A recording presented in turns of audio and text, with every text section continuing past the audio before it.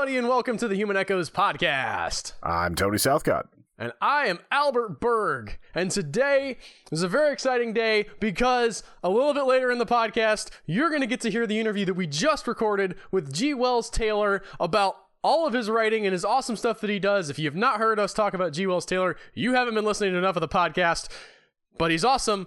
But right now... He pretty much comes up quarterly, I'd say. He's fairly frequent. Mention for me. But right now, we are going to be talking about the really old German silent film from the classic film era, Nosferatu. Going all the way back, I want to say 1922 on this? It's something like that? Something like... I thought it might have been 25. I'm going to open up the IMDb page, Tony. Because that is something that I should do as a professional type podcaster. Yes. Well, we're almost 100 years past this movie being made either way. We're going to get to see that, assuming we don't die in the next few years, we could very easily conceivably see the centennial of this movie, Tony. How cool is that? It's just crazy to think. Like, it's also kind of sad knowing that probably every person that worked on it is now dead. It's not... I mean, death is kind of a bummer, Tony, but I don't know that it's that sad. It's more sad when they're old. When you see someone work on something, it's like, especially, you know, it's like old back in the day and they're all like young and hot and like really cool. And then you see them later and they're all just like saggy and wrinkly and getting kind of fat. And like whenever you see a porn star from the 70s talking on a thing now. I mean, I wouldn't know about that experience personally, but I was just it's a little bit jarring to see. This is sort of the movie starlets of the day getting older. And anyway, that's not what we're talking about, Tony. It's okay to age. If you don't age, you're a vampire. And vampires in this film are... This is the best vampire film I've ever seen. I just want to start definitely off up there. with that. And you know, like, so speaking of things that are sad, the camera work in this is way better than Bela Lugosi's Dracula. You think? I mean, that's still locked down a lot. It's still locked down, but like you get more interesting angles and it's not lingering as much and they're actually showing you things. Like I was just sitting there, I'm like, man, how did they screw that up so bad? How did that, like, the Universal Dracula become like the movie whenever you have Nosferatu? It had words, which it had too many words, but it did have talking. And I think that is maybe a big part of it is that more people went to see it. It was also English language. The whole thing with Nosferatu, fascinating to me anyway, is that this was made in violation of copyright. The filmmaker kind of wanted to make a vampire movie, and he was just like, well, there's this book Dracula out there, we'll make Dracula, and had no permission from anybody in the Bram Stoker estate, and he got his butt suit off, and they almost destroyed the settlement wasn't, okay, you have to give us all your profits. The settlement was, you destroy this movie. This film was almost destroyed by court order. Somebody flipped the bird at the law and said, nah, we ain't getting rid of this. This is creepy and important to keep.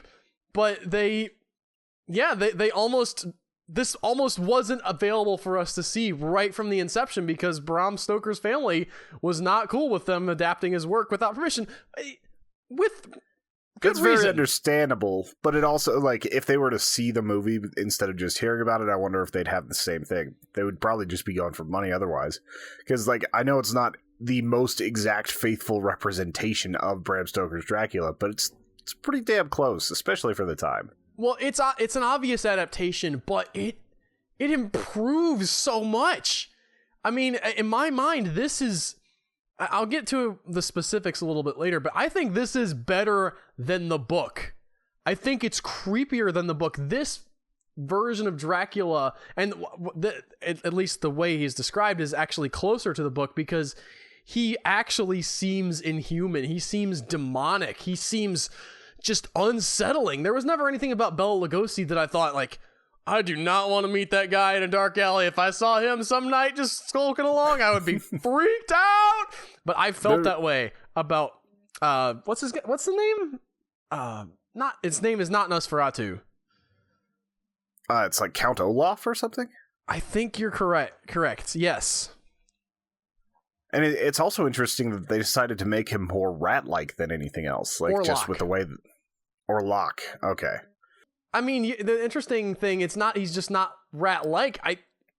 What I assumed from what we were seeing is that he's actually turning into rats and a swarm of them at some points. And how creepy that is. How just the whole plague rat idea too, like on top of that. Right, they make this version of Dracula so much more menacing and frightening and a legitimate threat. He is going around to these ports on this ship and on his long journey to London, or I guess not to London, wherever he's going on the ship. And in Bremen or whatever it's called, like some German city. Yes. I don't know what the geography is. Maybe it is actually on the water somewhere. But every town the ship stops at, there's this rash of people getting sick and occasionally dying because he's feeding on so many people. And you don't see that in the regular Dracula myth. He's kind of genteel and he's sort of after Lucy Harker. I think that's her name. Is it Lucy? In this, it was Nina, I think, but I can't remember. It's Mina Harker in the book. But he's sort of menacing a few individual people, but this idea that he's just a terror. He's just going through the whole town and biting everybody and sucking all their blood really makes him this incredibly heightened threat, and his screen presence is so menacing. And I mean, it's a little bit cartoony. You're looking at it and thinking, I know this is makeup, I know this is a movie, I know this is silly, and yet you can't quite divorce yourself from that. He does that thing that they parody in What We Do in the Shadow, where he rises straight up out of the coffin, and looks at the guy. And there is nothing funny about that at all, despite the fact that you've seen that 8 bazillion times. When you see it that first time and he rises up and it's that dude, it's Count Orlok. With the gnarled claws and the crazy teeth, long the giant fingers. ears. Yeah. It's just, he's not human. He doesn't, you don't get that idea that this is just some human guy who you can maybe reason with. He is a monster. He is otherworldly. You believe that a crucifix is gonna do maybe something against this guy because he is not from above the earth. Yeah. And like, you compare him to the other Draculas, like you had the Christopher Lee one, which like it was pretty sinister. You had Gary Oldman, which like moved back and forth between being really weird to sometimes sinister, whatever he's in his like half bat form, to being like the suave guy walking around. Like, it's interesting to see how many iterations there are. But this guy is either like a rat or himself. Or a bat. He has little elements of a bat in his visage as well, with the pointy stuff. And they talk about him turning into a wolf. I don't think we actually see that, thankfully. That Dracula movie was like, oh, look, here's a picture of a wolf running across the lawn. That was, I mean, it could have worked, but they talk about the werewolf being out, and we assume it's Count Orlok. But he's so menacing. And the other thing, the greatest thing this movie did in adapting Bram Stoker's Dracula story, and something that I never realized needed to be done until I saw this movie, and once I saw this movie, it made perfect sense. They got rid of the overpowered Van Helsing character. Like, there's a scientist guy in this a little bit, but there is nobody who just has all the answers about what Dracula is and how to defeat him. They have that book too. I mean, but there's no guy who comes in and is like, and now I will explain to you what the vampire is and what his deal is. That does not happen. And I didn't realize until I saw this movie that I'm like, wait a minute, yeah, nobody knows what this guy is. Why would you want to have that guy in here to explain it all away and sort of make it feel scientific somehow? He's not scientific. He's horrifying. Sorry, I'm yelling. I feel like you could still have like that sort of expert though, but maybe he's the expert after this particular event. Even though there isn't like the traditional like stake through the heart type stuff. Yeah, and the Renfield character, what they do with him and how creepy that guy is. Almost as creepy as Orlok in some scenes. Like maybe it's just something with the old film and like the way the shadows play out, the way his teeth were just really weird. Like, that character was creepy as hell too. I was so, like, you bought that he was crazy. Yeah.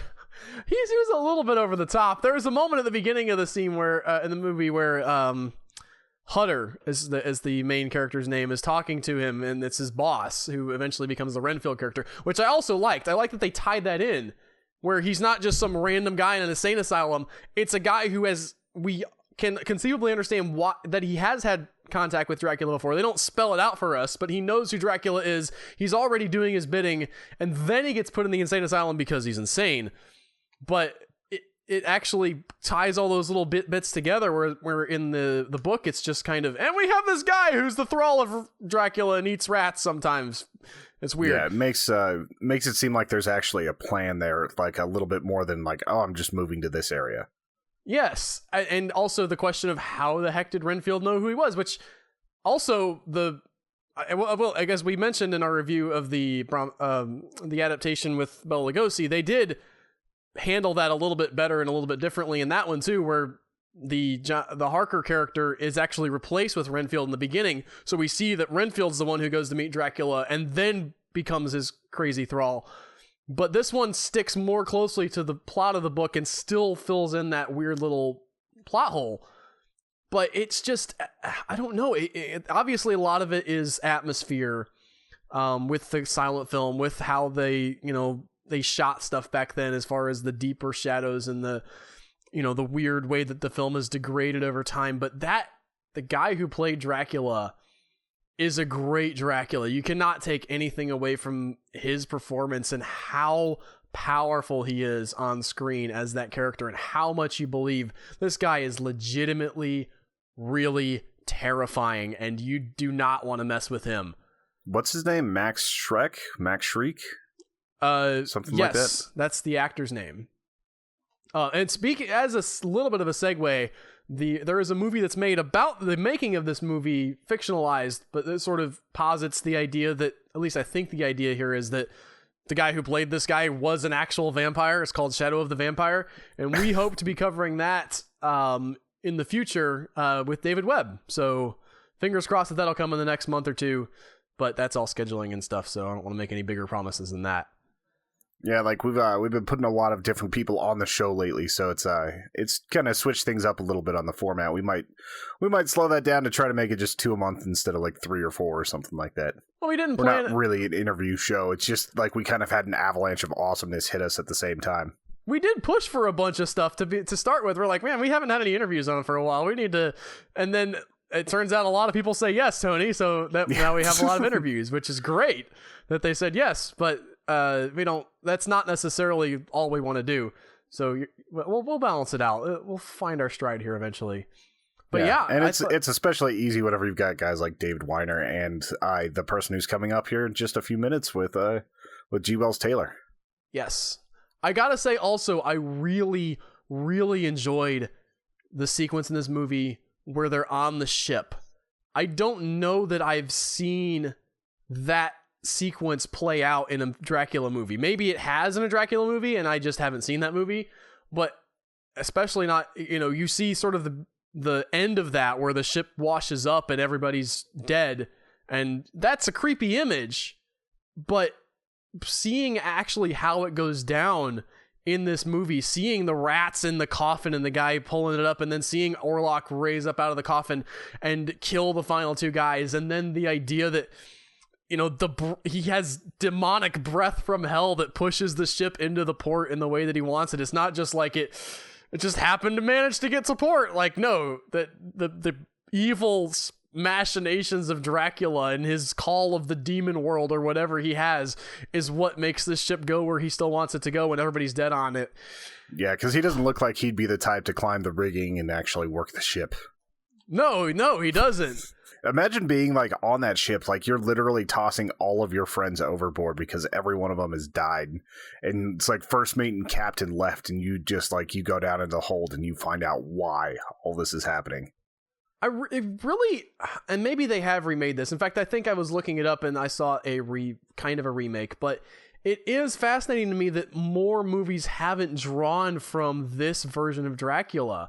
Now, they've all stolen the vampires die in sunlight thing, which was a invention of this movie, not in the original movie, in the original Bram Stoker story. But it seems like that this idea of this very inhuman, demonic type vampire has not caught on. And I think that's what a lot of potentially scary vampire films are missing. And we talked about in the past, and I didn't love the film, but you are right when you talk about the scariness of how they portray the vampires in the 30 Days of Night, that those vampires are definitely more animalistic, at least.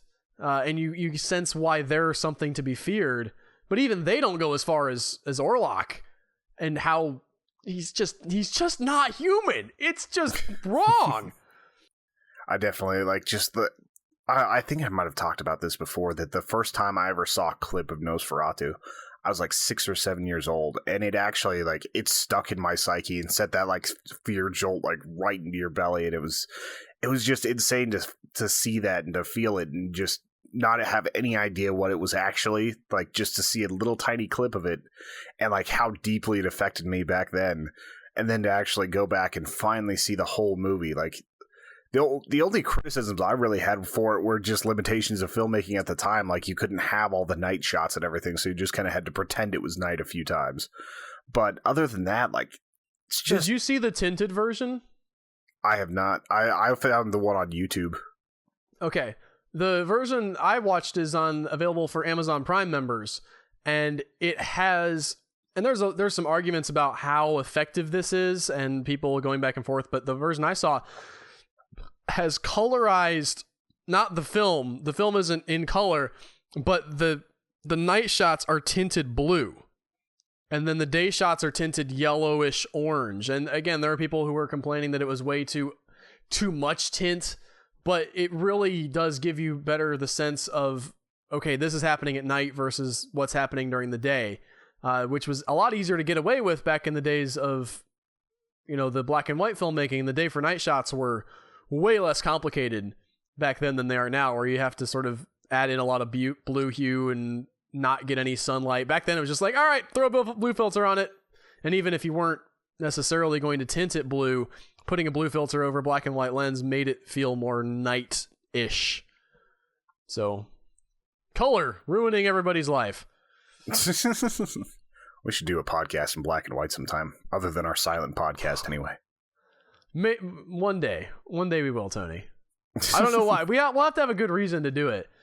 But the silent, I will say, the other thing that really was added in this, because of the limitation of not being able to hear the actors speak, you get a lot more.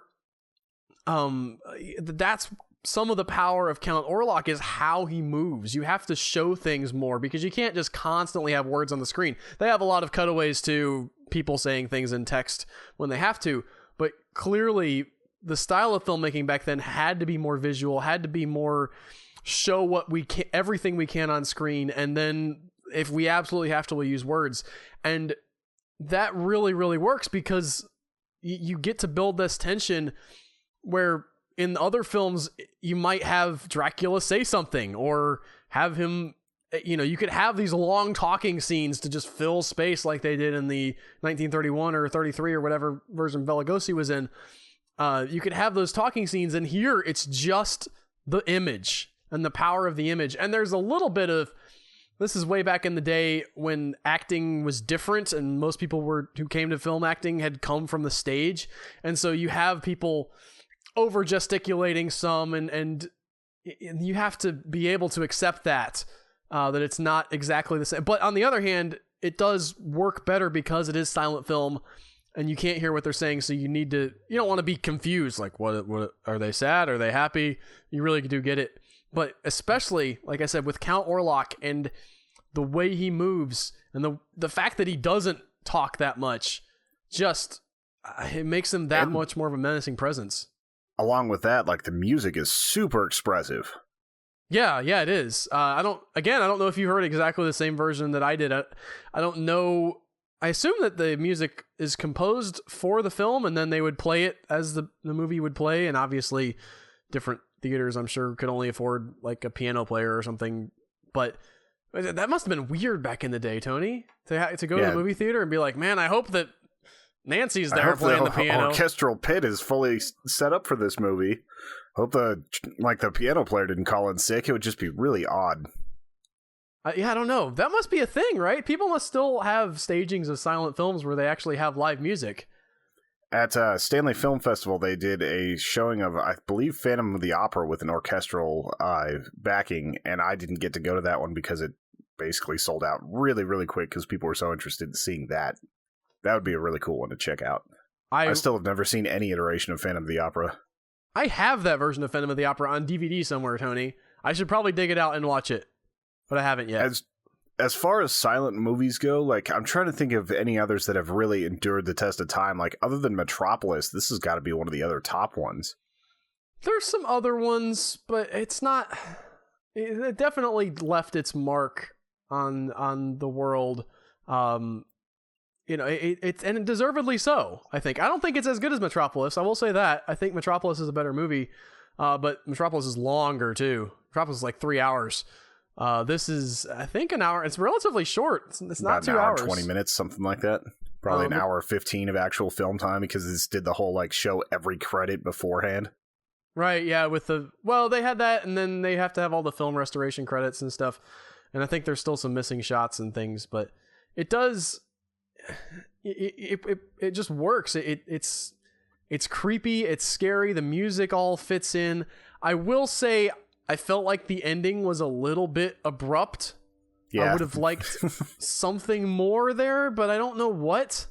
I do like that it wasn't, again, going back to the fact that Van Helsing isn't in this movie, it wasn't some other character coming in and I have the answers. It was sort of his own hubris and staying too long after sunset because he was obsessed with Hutter's wife. Yeah, the pure of heart woman that keeps him until the cock crows. Yes. And it's so nice that was being a vampire comes the like how-to guide. Well, listen, you have to understand somehow what's going on with this guy. My favorite part of the story of this movie, by the way, is the fact that the guy who made the movie, the director, his inspiration for this was he's in the trenches of World War I, and he meets like this German farmer. I guess he was on the German side. That would make sense. So, man, messed up. Even worse than, as bad as World War I was messed up, that must have been even worse to be on the wrong, quote unquote, wrong side. The Germans weren't the bad guys in World War I like they are in World War II. So for those of you who aren't familiar with your history, they were just guys, and the other guys were just guys, and somebody won and somebody lost, and lots of tripwire alliances and all the crap that happened with that. Right. But he's in the trenches of World War I talking to this German farmer, and this German farmer is telling him about his grandfather who is a vampire.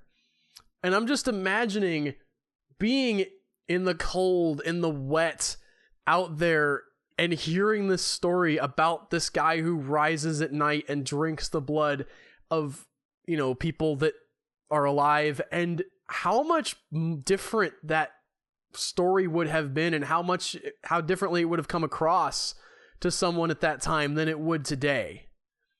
Especially whenever you're like literally in like the fields of Verdun or something like that, and just watching this formerly beautiful landscape get turned into just nothing, just complete death. You probably smell it everywhere you go.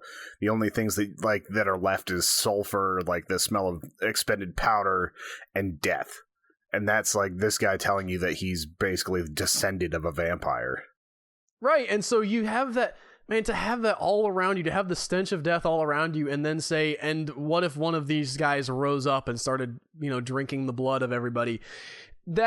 I think that is a good answer to why this is so much more terrifying, because this guy had personal experience with the dead and with real life horror, and he brings that to the screen in a way that maybe nobody else really in the history of film has, as far as what Dracula represents. That Dracula is the terror of the dead coming back when they should not come back, and the supernatural that you could still kind of believe in back then, whereas today it's become more, we talk about this in our interview with G. Wells Taylor, but the secularized world and how that people stop believing in the spiritual. But in 1913, or I guess that's maybe within the realm of, anyway, whenever he's in the trenches of World War II fighting and watching his friends die, and I'm sure that there was a lot of room for superstition and believing in things that we don't believe in anymore. Well, I'm sure just like even the pressure caused a lot of strange occurrences, a lot of strange thoughts, like people thinking of like a specter over the battlefield, and just like the randomness of death, because it's just artillery shells, like, and whenever somebody blows that whistle and you climb over into no man's land, it just feels like there's no purpose to it, and it's just like these machines grinding humans up. I've always wanted to see, maybe not always, but we've brought up this topic on the past of the vampire in wartime, that there's no restrictions on that guy, or even, it doesn't necessarily have to be a vampire, it could be a serial killer or something, but a monster in a time of death. And I think you could tell a great horror story set in World War One. We don't have a lot of movies set in World War One. I think War Horse is set in World War One. I think there's a movie about the Christmas where they all kind of just decided to stop shooting at each other and like have a party for a day. That happened. Got meetings or whatever. But the horrors of World War One are so real already, and if you put in that context, you put a supernatural type horror as well creeping around, that could be a great movie. Well, think about how well it worked for Frankenstein's army. Like, and that's World War II, of course, but like just having that sort of like that twist on it and putting it in that dark setting and how well that worked. The only time I've really seen World War I as a horror story is in a game called The Darkness that came out for PS3. And at one point, whenever like the actual creature takes over, you end up being stuck in the trenches of this like mutated, crazy World War I. Oh, and it's one of the most incredible sequences I've ever seen in a video game. Like all the spiked helmets, it's like kind of this weird, like this German soldiers are almost like half human, half automata. Like just so twisted and strange. It was one of the cooler sequences you'll find. I wonder if there's probably a YouTube video somewhere of that playthrough for The Darkness. Like I know it's also on Steam for like $5, and like that sequence alone is worth the playthrough. All right. Well, I think that wraps up most everything I have to say about Nosferatu. I recommend it if you have the patience. And again, it's not a long movie, but if you are of the temperament that you could stand to watch a silent movie and lose yourself in it, I really, really recommend it because the vampire is creepy. And I feel like I might have oversold it a little bit because I don't want you to think, I mean, I didn't have nightmares, okay? There weren't any jump scares where I was like, oh! I mean, I've been more afraid in many modern movies, but I don't think I've ever really been unsettled by a vampire like I was with this vampire, and really felt the otherworldliness of it. And you know who needs to remake this movie, Tony? Who's that? Guillermo del Toro. I almost said G. Wells Taylor. In a second, we're going to get to him. But Guillermo del Toro, I think, could do a great take on Nosferatu or something very much like. He's been trying. He has all of his guys have the weird long fingers, and get Doug Jones in there as Nosferatu, super skinny. Doug Jones. Could definitely get Doug Jones as like the modern Nosferatu. That would be perfect. Just saw him, by the way, in Z Nation again in the Roswell episode. He's so good. He's just he moves so creepy. Ah! For those of you guys who don't know, Doug Jones is basically, if there's an awesome creature character in a movie, there's a pretty good chance it's him. Like you look at Abe Sapien in Hellboy, you look at just dozens of other movies, and occasionally he'll play himself. It's kind of like Andy Serkis, like where he's a little bit typecast, and occasionally you'll see him in a normal role, but it's like he's just so good at being the monster, being the guy in the suit. Pan's Labyrinth, he was the fleshy guy. Like... He was a couple people in Pan's Labyrinth, I think, and in Hellboy, and yeah, because he obviously plays Abe Sapien Hellboy, and he plays the weird guy with all the archangels with the eyes. Tangent. Oh yeah, I forgot about that. Point being, Guillermo del Toro needs to do a version of this vampire film, in the style. He doesn't need to do it black and white, but I think he could really embrace this type of vampire and make it scary again, because I think we've gotten away from scary vampires, and people have tried, but if you could take it back and set it in that time period, We occasionally see like the scary vampires back, like Stakeland and things like that, but it doesn't seem like the mainstream movies really have any scary vampires anymore. Yeah.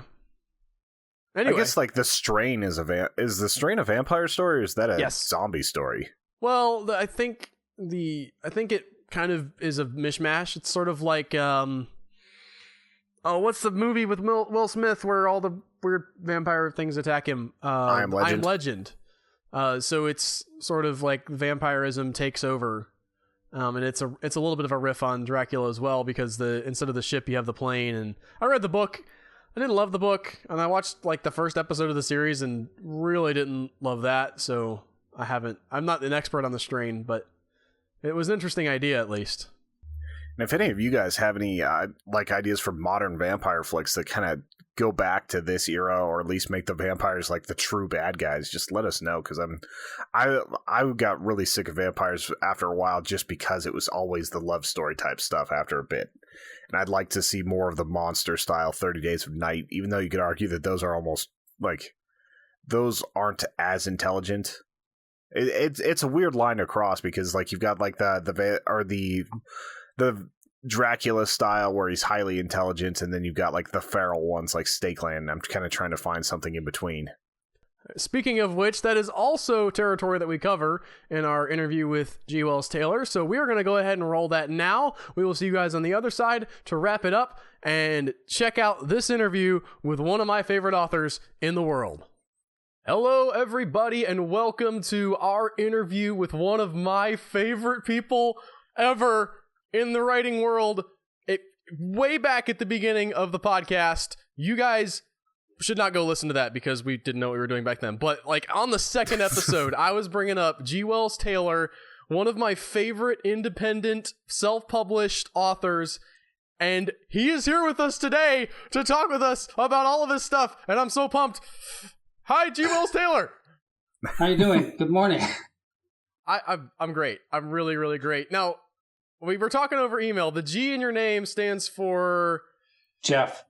Jeff. Is it okay if I call you Jeff in the interview? Sure, yeah. That's fine. Because if I say G. Wells Taylor every time, it's going to be a little weird for me. But it's... So I got to tell this story. You are... way back in like late mid-2000s era, I got my first e-reader.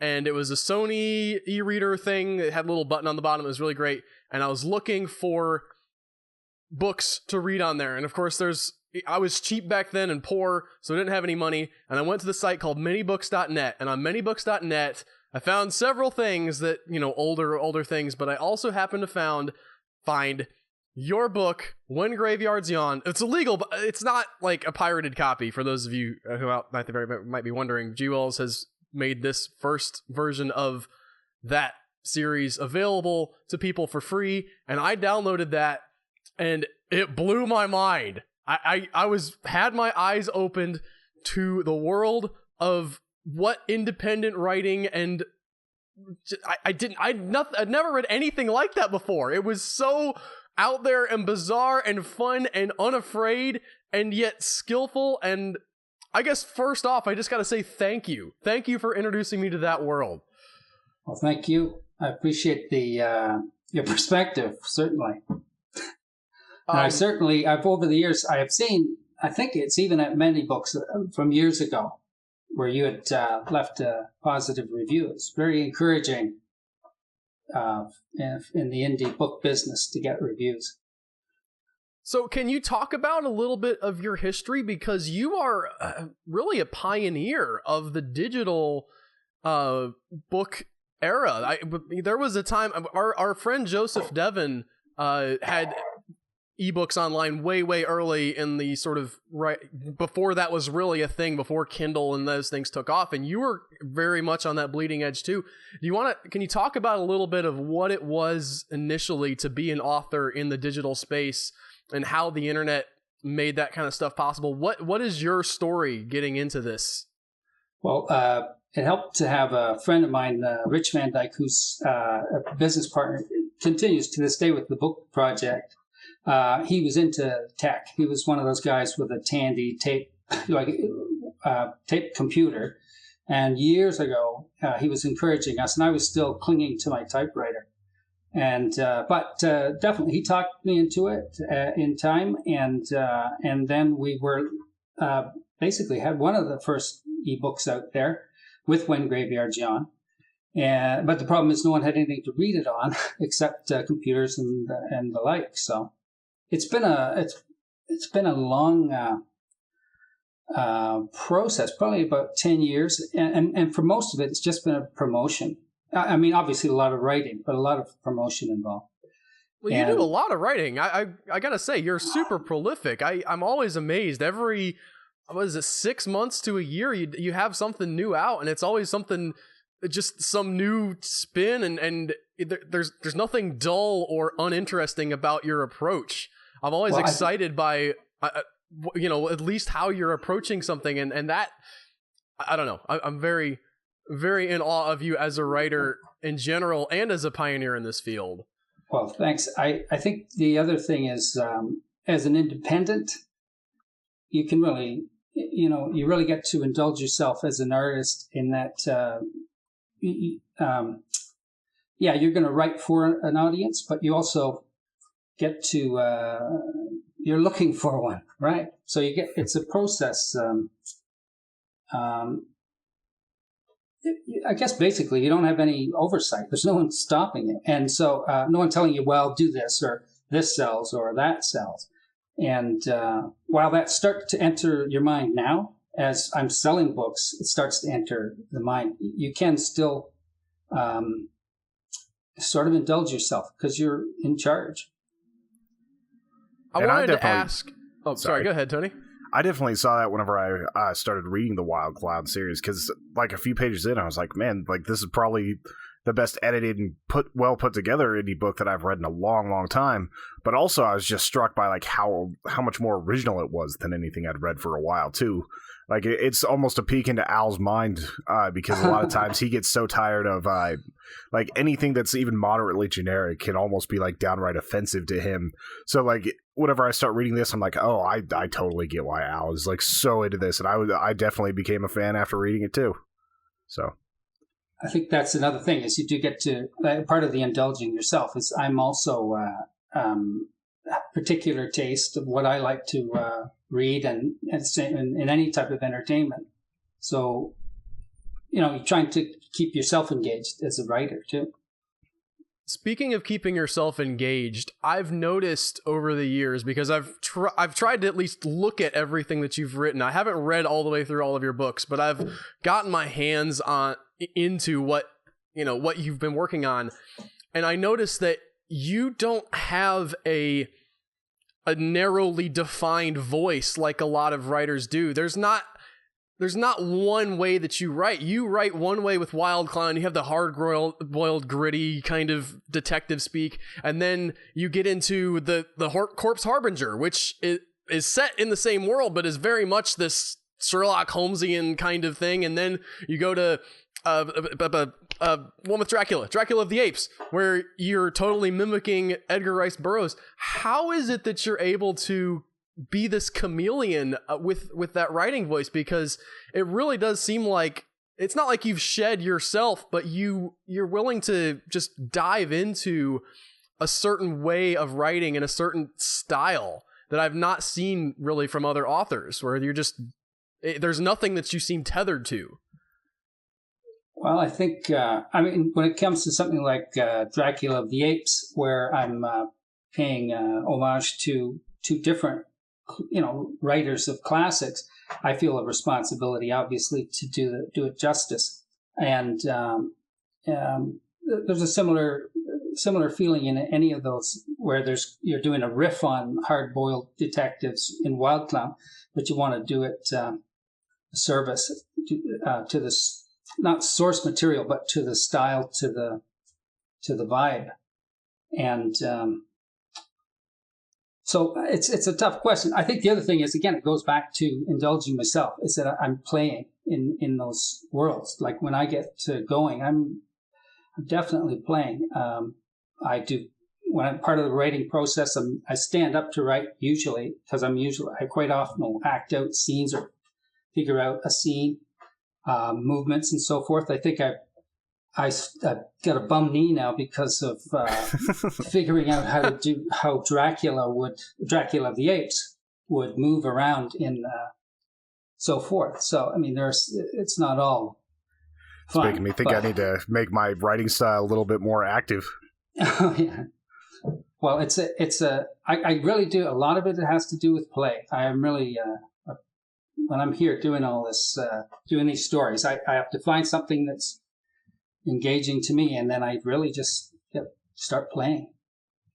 Well, and you talking about play and not being afraid to go places. In several of your books, you deal with the literal end of the world in several different ways. I don't want to spoil too much for the World of Change series, but the places you go there and the sort of cataclysmic things that you have this really successful character in my mind. I mean, Wild Clown for me defines you, and I don't want to tie you down to that or say that you really need to only write Wild Clown. But for me, that is that character is sort of what defines you. And yet you take the world that he exists in and you blow it up and move on to other stuff, and you'll go back and tell other stories with Wild Clown before that happens. But is there ever a fear that, man, what if I'm doing the wrong thing here? What if people don't respond to this? Or do you ever feel tethered to what you've done before? Or is that a joy for you to just burn down what came before and move forward and say, okay, what happens now? There's certainly a lot of fun blowing up world that you've created, and because you've sort of set all the explosive, all the detonated, all the parts of the explosion. You know, this is going to blow up. These people will die.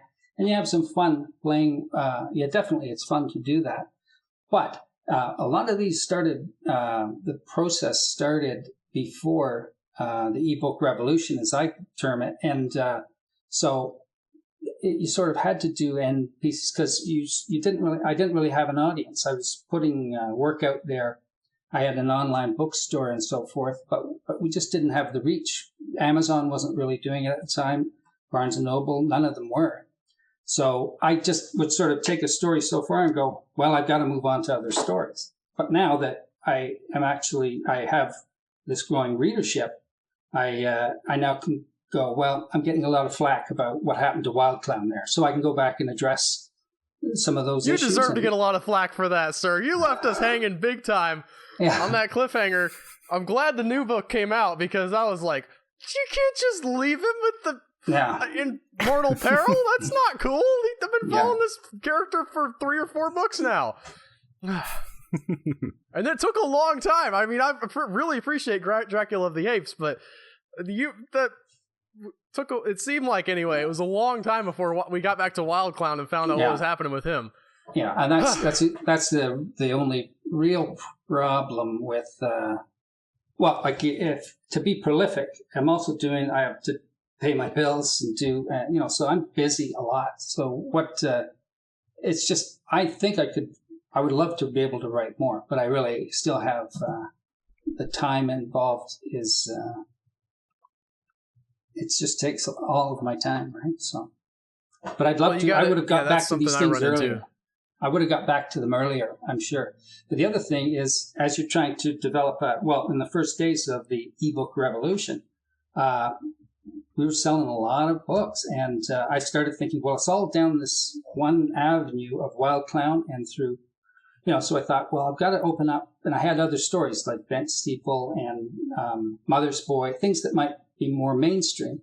So I sort of had to divide my time, and it was just, I have a lot of fun doing it, but there's only so much time in the day. Well, and the great thing about what you have done with World of Change too, that the world where Wild Clown's set, where it's kind of a zombie apocalypse, but not like people are used to, although you do see a little bit of that at the very beginning of the Wild Clown series, is that you have several books that are set in that universe, but that don't require you to have prior knowledge, which goes back to kind of what you were talking about before, where you can't do a series if there's no demand for the series, but you still had this world that you built. And it was interesting to me that you could come back to that and have other stories of other types and tones even set in that world, but and maybe even be tangentially related to Wild Clown, but still be their own thing. Yeah, I again, it's playing. it's when I'm writing, a sort of in this, really, it's my happy place, right? And off you go. And so you end up with, you'll start I've been a fan of Sherlock Holmes forever as well. And this corpse character, similar in his detective skills, was always in the back of my mind.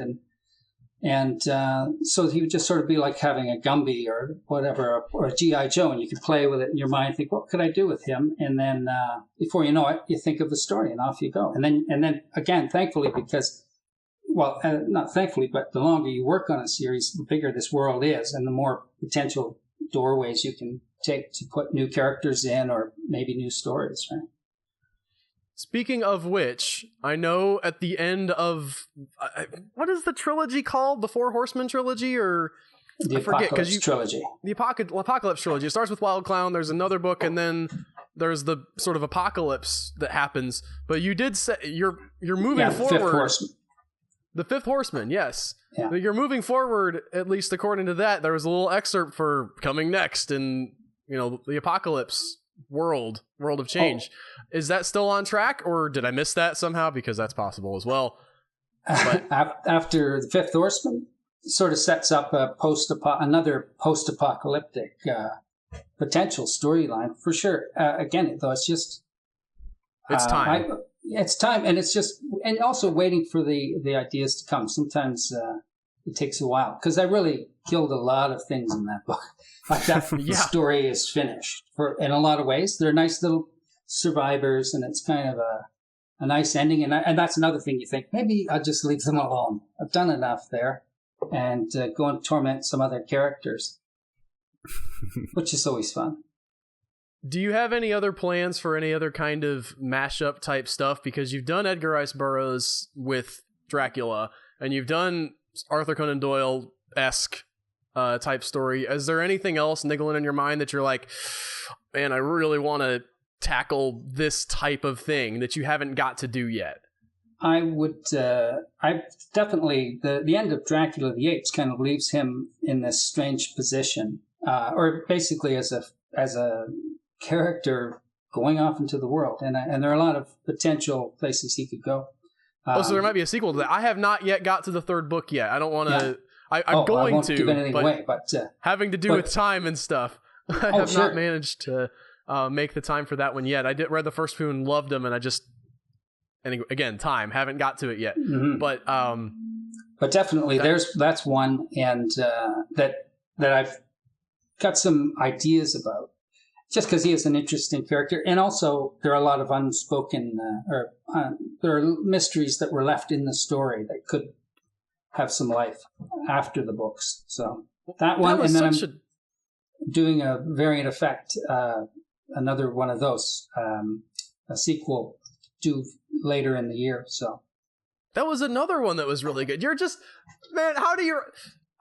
you write a lot of stuff, is what I'm saying. I remember reading the variant effect and thinking, this is I've never seen anything like this, where so for those of you who don't know, the variant effect is about a world where people's desires can just blow up into, like, they become magnified. So if you have a problem with, like, women, like the lust just gets, like, to be all consuming in your mind, or if you have a problem with eating, that will just take over based on a prescription drug that is sort of this prescription drug called Varian in the story is kind of the villain of the piece, and the people who created it. And this was intended to deal with psychological issues and other issues like that, but it ends up becoming toxic in the end. And then so we pick up the story 20 years after that happened, and so yeah, I'm just doing the third book on that one.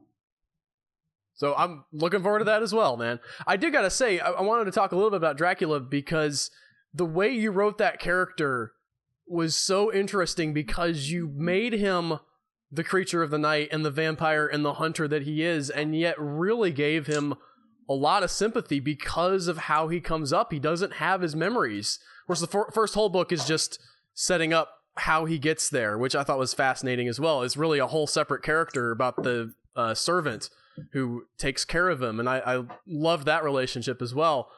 But once you get into him being with the apes and his kind of how he lives and how he thinks, it's not a Dracula we've seen before, but it's still very recognizably Dracula.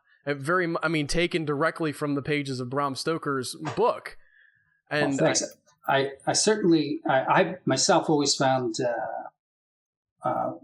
through rereading of it, the Dracula character, he's often played in a romantic sense, and in movies and so forth. And in books, but I've also seen him just as an outsider. Like, I never understood his motivation for leaving this castle. I know it was a broken down old castle, but why would he was in charge up there?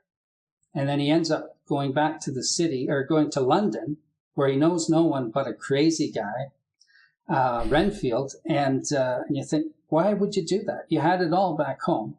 You were the Prince of Darkness. And other than he missed something. He's a human at the core. And I think that's something about Dracula that appealed to me, is that he was lonely. He felt he was, even though he was in charge of everything, there was something missing, and I thought that was interesting. And also, it is interesting. His plan was ridiculous. He only had all he had was one guy who was in an asylum. That was his sidekick. But what are you doing, Dracula? More planning. I'll just hide during the day, and no one will find. And it just seemed like a very risky business. Bad plan. Our movie for the podcast this week that we were going to talk about is Nosferatu. Yeah. And that takes a different, not quite as sympathetic look at Dracula, but he's actually portrayed in that, I think, maybe even better than the book if you're looking for a monster, in that everywhere he goes, there are hundreds of people that are being bitten such that they think it's a plague that is traveling around with this ship. And that, I think, makes him a little bit more scary. But as he's presented in the book, you're right, it's kind of a silly plan. And even for him, it ends up not working out that well in the end in Nosferatu. But it never does really solidify, like, what is he going to get? Does he think he's going to win all of England and get them under his thrall? But he doesn't have anybody there. He's sort of outlived everybody, if you think about it. If he's immortal. That's a good point. And so he has this longing, and his servant senses that and really kind of longs to be with him and like him, but can't be because he's human. And I did want to ask also, this is just a particular interest to me, there are some stuff that you add to the mythos of Dracula, particularly in his incubation, when you make him a baby and a fetus and how that comes to be. And it feels it doesn't feel shoehorned in. It feels like this is a real part of how vampires work.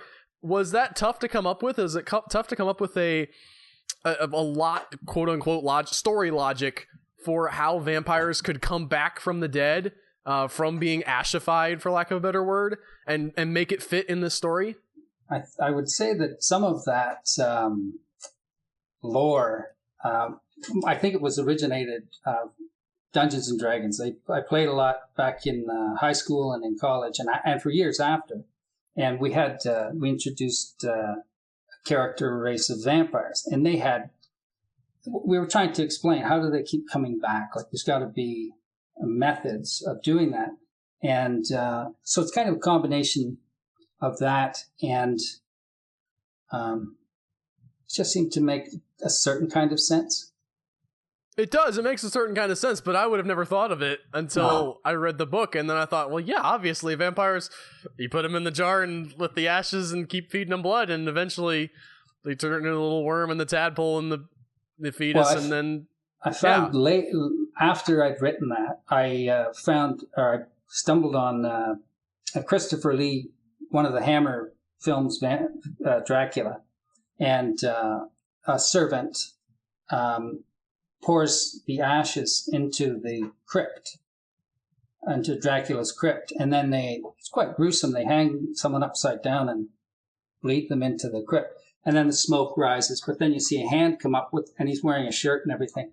So it's, which has always been like, come on, got a shirt as well.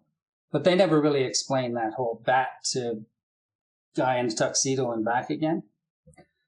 But I think I sort of am driven to try and find ways of explaining some of those magical elements. Well, it even fits in with Bram Stoker's other work, because you have his other book that I really like, even though it makes no sense, but there's something compelling about it. The Lair of the White Worm deals with the terror of this worm-like creature, and then you have the worm in Dracula coming back, so it even kind of ties back into that. Yeah. I think, too, there's something about, like, that incubated larva. It also underlines the truth of what Dracula is. It doesn't matter about his personal story, whether he was sad or what. This creature drinks the blood of people to live. Like, it's not a... I see vampires quite often romanticized to the point where it's, hey, don't forget... Like if you were at a family get-together and your sister's dating a vampire, eventually would go, look, I know he dresses well, he looks fantastic, but don't forget, he drinks people's blood. Like let's stop going on about Count Maurice, like. Yeah, people are real quick to dismiss the whole parasitic relationship that vampires have with humans. Sure. And that's really, I think, where it's kind of the creepiest part. Well, it should be the creepiest part. It's interesting that it isn't as creepy anymore. Well, I think there's probably a way to turn that on its head, too, because if you think about it, the idea of the vampire as this romantic figure is kind of one of their powers. The idea that they can seduce you and make you think of them as some wonderful, lovely being when they're actually a monster is... And now that's happening to our entire society, admittedly for a fictional character, but still... It's this interesting dynamic where we've taken the illusion and latched onto that's what we want. We want what they're presenting rather than what they really are, which maybe says more about the psyche of the culture than we'd like to think about. Well, I don't know whether they do it in the what's the True Blood or some of those shows. Do they do it? Can you get a clear view of a vampire? Like, it would be interesting to see if someone could actually see. They always have the good ones and the bad ones and the ones that only drink bad people's blood, and they have their little hand wavy things. I haven't seen True Blood. I watched all the Twilight movies, so you guys can crucify me for that. I didn't enjoy them particularly, but by the time the fourth and fifth one came out, I was like, I've watched the other ones. I'm gonna just power through. I'm gonna complete it. We actually had a viewer question that's pretty related to this. I want to get that out there real quick. David Webb at Doc Occupant on Twitter asks us, why is the vampire such an enduring figure, and why do we keep trying to make them sympathetic? That's a good question. I kind of wonder whether it's because my thought on that was just because people aren't getting to church as much, and that's not a judgment, but that because we don't have this religious view of death anymore. I'm just wondering, are people just afraid of death now? Because they don't go, well, at least they'll go to God's throne.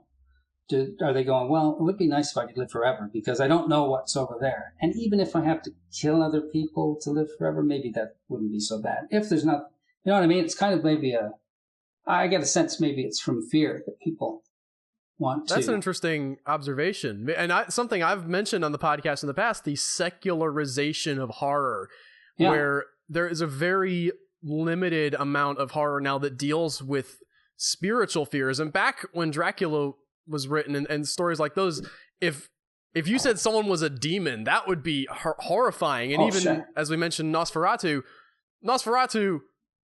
is not okay. Like, he's not a human person. He looks like something out of the pits of hell. But when you get people that don't believe in hell anymore, that don't care about, crucifixes and stuff, and don't have the ingrained belief in those icons, the vampire just becomes a guy with superpowers. And it's not that. Or you could take a scientific approach and say it's an exotic creature that needs to be protected, right? And so I really think there's as you say, I'm just trying to think of even The Exorcist. I've seen a couple of exorcism movies recently, but none of them have had the same impact as The Exorcist, the original one of that, in terms of grabbing and dragging everyone into the whole religious Christian guilt hellfire thing. I'll even compare to like the stuff. early Sorry, 70s. go ahead, Tony. Like even compared to the early 70s, like the secularization of culture hadn't really taken a hold back then. So I imagine seeing The Exorcist, especially because whenever I saw it as a kid, I was a lot more religious. Like that movie messed with my head because it felt so visceral and real for those reasons. Yeah. So nowadays you get like a movie where you almost have to build up like the belief idea beforehand. Like Constantine, you had to actually show how Catholic the world was to make it more effective beforehand. Yeah, suddenly the backstory. Yeah, that's and in every zombie. Sorry, go ahead. Well, I was gonna say in every zombie movie now, it's not some weird like, and I guess even in the original one they talked about that satellite, but now it's always a virus. There's always some scientific explanation rather than just dead people are coming back to life. This is not okay. Like we have to explain it and make it somehow natural instead of being like the original idea of the undead is horrifying because they're dead. They're not supposed to come back. Putting a virus in them does not make that scarier. It just means, oh, now we're explaining it because we're all smart and stuff. Oh, I think the last one that actually pulled that was Zack Snyder's Dawn of the Dead, and it's like the only explanation you get is the preacher on TV saying like, when hell is full, the dead shall walk the earth, and maybe that wasn't exactly what was happening, but that was the only information they gave us. Yeah, exactly. I just watched rewatched American Werewolf in London, and I don't know if you know the movie, but it's at one point the guy who's got the curse is being haunted by his buddy Jack. And his buddy keeps coming back and saying, you're going to turn into a werewolf at the full moon. And so finally he goes, what do I do, Jack? Do I need a silver bullet? And he goes, come on. Don't need a silver bullet. No, just a bullet will do, right? And so you start to see that shift away. Even then, that was like late 70s, where the shifting away from the religious dogma as the backstory. I might have to ask John Landis about that. I'll be at a Silver Screamfest in less than a month, so hopefully I'll be able to ask him if that was part of the secularization or not. I was gonna say I can get the jump on you, Tony, because I just heard John Landis on the Famous Monsters of Filmland podcast, and he talked specifically about how that the idea of the supernatural, and he mentioned specifically vampires, and he described this sort of classic Bela Lugosi vampire, and he says, if you saw that guy on the street, you'd laugh at him if he said, I want to drink your blood, and he had the big cape, because we don't think like that anymore. We know better, and so he approached that movie very much from the secular point of view. Yeah. Not to go back and review American Werewolf, which we did a couple episodes back, more than a couple, a little while back. Probably about a year ago. Definitely that was in his mind when he made that movie. Oh, okay. It doesn't explain Jack, though, although Jack could be a hallucination. Well, he wasn't taking away from the actual supernatural, but he was approaching it as someone who, in the modern vernacular, would not believe that. He was directing it from the standpoint of someone who doesn't take it seriously and says, well, audiences aren't going to take it seriously, so I'm not going to take it 100% seriously. I think that the werewolf actually exists, which is, I kind of wish wasn't. I wish it was all in Jack's head and if he had killed himself for no reason and maybe he was killing people, but it was just, there's always been a hint of that in werewolf movies where the people try to explain it away as some mental condition, and it would be neat to see one where that actually happened, but that's going kind of far afield. Closest thing we get to that is Candyman. That's true. So great. But I think we're about done with everything I had to ask Jeff. Mr. I didn't ever use your name. I made a big deal about it at the beginning. I never said your name. Very excited to have you on. Tony, did you have any further questions that you wanted to say before we wrapped it up? I think we covered most everything I had. Like, I just wanted to say again, thank you for being on the show. Thank you for your books. Everybody go check them out. And where can they find you? gwellstaylor.com. And he has a lot of great stuff. They're all reasonably priced, especially if you're going e-reader. All their Kindle stuff is not exorbitant at all. If you have been or are poor like me and you're like, I don't want to spend $10 on a book, they're all really, really well written. So go check them out. Check out Wild Clown. Check out Dracula of the Apes. Look through the descriptions and see what catches your fancy. I'm so glad that I got to talk to you, Jeff. Glad I got to meet you too. It's been I can't believe so many. Well, not so many years. I'm relatively young still, but I mean, over all that time to come through this process, to have this podcast to build, and then to finally get to actually talk to you. I don't know if anybody else cares, but for me, it's sort of a culmination of something that I respect you a lot. I respect your pioneering into the world of ebooks, and I wish you every possible success because you deserve it. And thank you so much for being with us. Thanks very much. I appreciate that. Thank you. All right. Well, that was our interview with G. Wells Taylor. We thanked him a bunch of times on there, but I want to thank him one more time because that was a fun interview and it was cool just getting to chat with him. He was also a good sport about all of our technical issues and all that, so that was great. What we want to talk about now is ways to support the podcast. If you guys go to humanechoes.com, first off, you're going to be bombarded with new articles, new posts, new everything. Every day we're putting up videos. We're putting up awesome content, putting up just normal blog posts. We're all over the place with that, and I think you guys would really enjoy some of our content other than just the podcast. But to keep this thing rolling, what we need to have people do is to become members. When you become a member, you actually get bonus podcasts every other week. And now we've actually got pins to go out to our $10 a month subscribers. So we've got a lot of really cool stuff going on with that. And yeah, the way you do that is you click on the Become a Member. You pick the $2, $5, $10 tiers, and that allows you to support the show in the most direct way possible. Another quick way of supporting us is to click on the link on the right-hand side, or in this post, there will be a link to G. Wells Taylor's Wild Clown series, or Graveyard's Yawn, whichever Al decides he wants you guys to get started on. And if you click on that, we get a referral bonus. We get a small percentage of anything you buy during that trip to Amazon. It doesn't cost you anything extra, and it's a fantastic way to support the site. And you guys definitely want to listen to the latest bonus podcast because we talk about butts that have butts of their own. And I don't know where you can get insightful, witty commentary like that anywhere else on the internet, Tony. We are covering the tough issues. The bonus podcast is some of the silliest stuff that we've ever done. We've got a sample from a few weeks back, so dig into your podcast aggregator and you'll be able to find the bonus episode. But man, we get into some weird places on that, and it's so much fun. It's some of the funnest things we get to do. Thanks again, everybody, for listening and watching. And next week, I haven't talked about this with Tony, but The Witch is coming out this week, and I'm going to be at Pensacon covering that on Friday and Saturday, so we'll not be able to do our live review that we've been doing the last couple weeks. We did Deadpool, you should check that out, and the week before that, Pride and Prejudice and Zombies. But I think since The Witch is coming out and we are definitely going to want to see it, we should cover that next episode on the podcast. Are you cool with that, Tony? I think that's a good idea. Yeah, that's a good idea. The Witch, for you guys don't know, it's like kind of a early colonial America supernatural horror movie that looks really intense, and we're excited to go see it.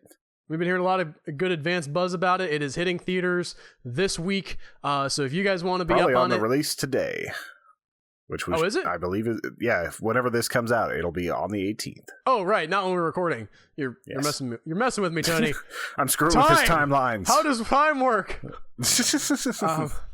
But yes, so we won't spoil stuff. So since it is definitely going to be a new movie for most of y'all, we will keep the review spoiler free. But if you want to watch it and talk along with it, I believe it's going to be one of those day and date movies where you can get it streaming and in theaters, Tony. That's cool. I'm not 100% sure about that, but I thought that's what I heard. So I'll probably crossed. go to a theater just because I love watching the reactions that people have during horror movies. It's how you can tell if it's actually quality or not, by that unsolicited reaction. So, all right, we'll see. And we will see you guys next week. Have a great one. Bye. Or every time that he says it is the opinion of the backup deputy that, and then says something or whatever, that's your pull quote for any point in the movie. But there's not enough of that.